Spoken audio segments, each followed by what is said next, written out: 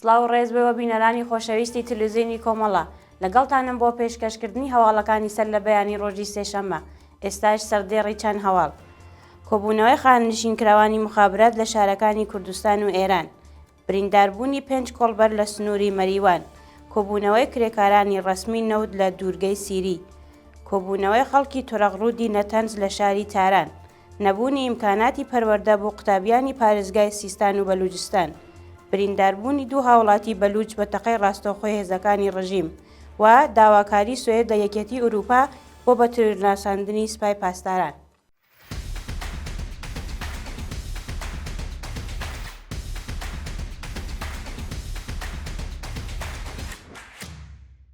درێژەی هەواڵەکان.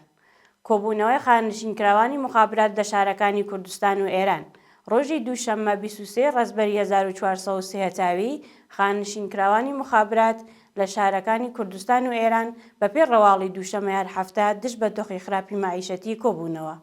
بەپێی ئەو ڤیدۆیانە لە تۆڕە کۆمەڵایەتیەکان بڵاوکراوەتەوە، خاننشینکراوان لە شارەکانی سنا، کرماشان، مەریوان، بیجار، ورمێ، ئیلام، ڕەشت، تاران، ئەهواز، ئیسفەهان، تەورێز، ئەردەبیل، ئەراک، بەندەرعەباس، خۆڕەمئاوا، بروجرد و چەند شاری دیکە لە بەردەم ئەو ڕێکخراوەیە کۆبوونەتەوە.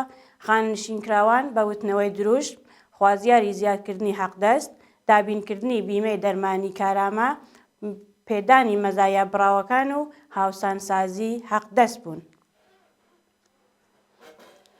برینداربوونی 5 کۆڵبەر لە سنووری مەریوان ڕۆژی یەکشەممە 22 ڕەزبەری 1430 هەتاوی هێزەکانی هەنگی مەرزی مەریوان هێرشیان کردە سەر کۆمەڵێک کۆڵبەر و چەند کۆڵبەر بە ئەشکەنجە و لێدانی سەرکوتگەرانی کۆماری ئیسلامی بریندار بوون.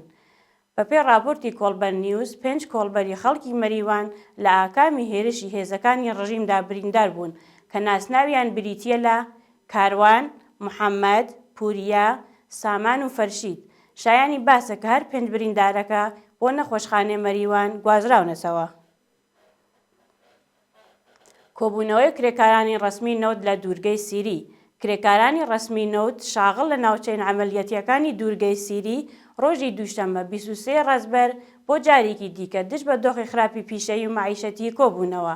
کرێکارانی ڕەسمی نەوت خوازیاری وەلانانی سەقفی حەقدەست، وەلانانی ئاستەنگیەکانی بەردەم سەنەواتی خانەنشینی، دابینکردنی ئیمکاناتی ڕفاهی، گەڕانەوەی ئەو بڕەپارە لەسەرانی ببورن لە ساڵانی ڕابردوو وەکو باش لەسەر حەقدەستەکانیان کەم کراوە، لەسەر کارلابردنی بەرپرسانی ناکارامە، بەکردەوە دەرهاتنی تەواوی مادەی دێ ئەرک و بەرپرسیارەتی پرسنۆلی نەوت و کۆتایی هێنان بە دەستێوەردانەکانی دەوڵەت لە سندوقی خانەنشینی پێرسۆنەلی نەوت بوون.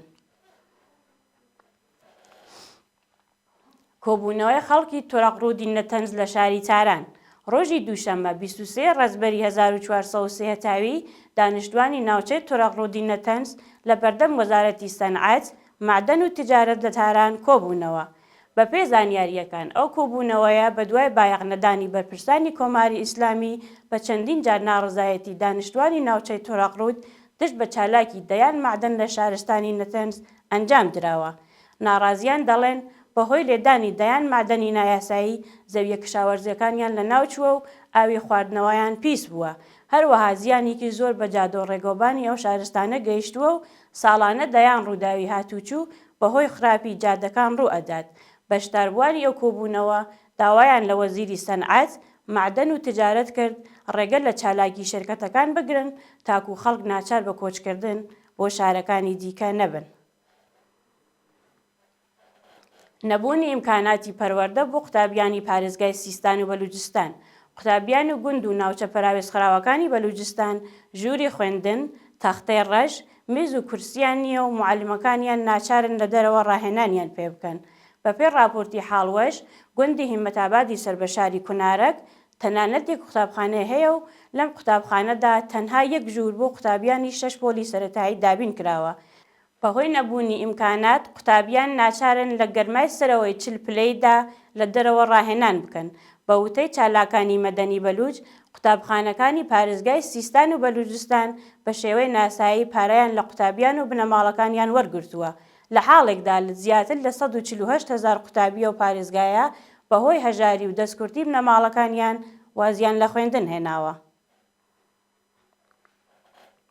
برینداربوونی دوو هاوڵاتی بەلوچ بە تەقەی ڕاستەوخۆی هێزەکانی ڕژیم.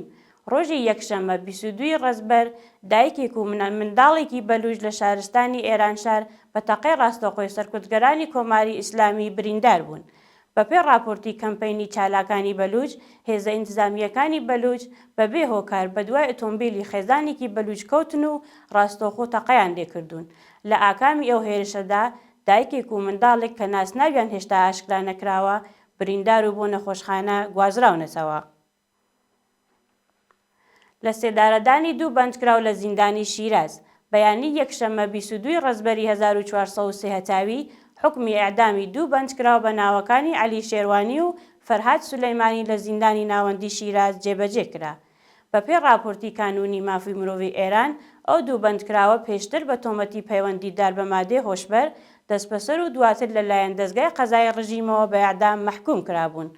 شایانی باسە کە عەلی شێروانی لە کاتی دەستبەسەرکراندا تەنیا 15 ساڵ تەمەنی بووە و لە سێدارەدانی ئەو بەندکراوە ناڕەزایەتی کۆمەڵگای جیهانی و ناوەندەکانی مافی مرۆڤی لێکەوتووەتەوە. خراپی دۆخی تەندروستی وەلیۆڵا قەدەمیان لە بەندیخانەی ئێڤین. وەلیۆڵا قەدەمیان بەندکراوی بەهایی تەمەن 67 ساڵ و ڕاگیراو لە زیندانی ئێڤین تۆشی نەخۆشی سەخت بووە و بەرپرسانی ڕژیم ناوبراویان لە دەستڕاگەیشتن بە دەرمان بێبەش کردووە. بەپێی راپۆرتی ناوەندەکانی مافی مرۆڤ، وەلیۆڵا قەدەمیان بەهۆی نەبوونی ئیمکاناتی ڕفاوی و بێداشتی تۆشی نەخۆشی سیەکان بووە و گیانی لە مەترسیدایە. بەپێی زانیاریەکان، بەرپرسانی زیندانی ئێڤین ئەو بەندکراوەیان لە دەستڕاگەیشتن بە دەرمان بێبەش کردووە و ڕۆژ لە دوای ڕۆژ دۆخی تەندروستی خراپتر دەبێت. و دوایین هەواڵمان سەبارەتە بە داواکاری سوئێد لە یەکێتی ئوروپا بوو بە تریرۆستناسانی سوپای پاسداران. وڵاتی سوئێد بەهۆی کردەوە دژە مرۆیەکانی سوپای پاسداران لە جیهان داوای لە یەکێتی ئوروپا و نەتەوە یەکگرتووەکان کرد ئەو دامەزراوەیە وەکو ڕێکخراوێکی تروریستی بناسێنن. سەرۆکوەزیرانی سوئێد ئەو داواکاریەی بە دوای بڵاوکردنەوەی دەرەنجامە لێکۆڵینەوەکانی پۆلیس لە چەند وڵاتی ئوروپایی کە تێدا دەستی سوپای پاسدارانیان لە چەند تەقینەوەی لە بەردەم باڵوێزخانەکانی ئیسرائیل و هەوڵی ترورکردنی شارومەندانی یەهودی ئاشکرا کردبوو، پێشکەش بە پارلەمانی یەکێتی ئوروپا و نەتەوە یەکگرتووەکان کردووە. بینەرانی خۆشەویست، هەواڵەکانتان پێشکەش کرا. کات و ساتێکی خۆش بۆ هەموو لایەکتان.